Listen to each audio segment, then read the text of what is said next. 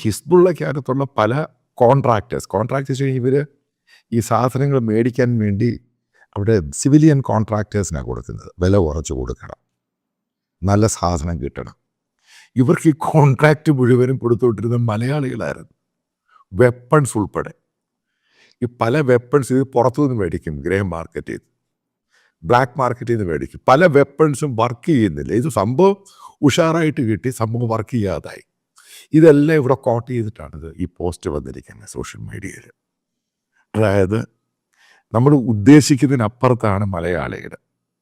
അപ്പം എങ്ങനെയാണ് ഇത്രയും മാത്രം മലയാളികൾ അതിനകത്തുണ്ടായത്? നിങ്ങൾക്കറിയാം, ഏകദേശം 10-20 വർഷമായിട്ടുള്ളൂ മലയാളികൾ ഇസ്രായേലുമായിട്ട്. കാരണം അവിടെ ആദ്യം മലയാളികൾ കൂടുതൽ പോകുന്ന ഹോളി സിറ്റിയുമായിട്ട് ബന്ധപ്പെട്ട്.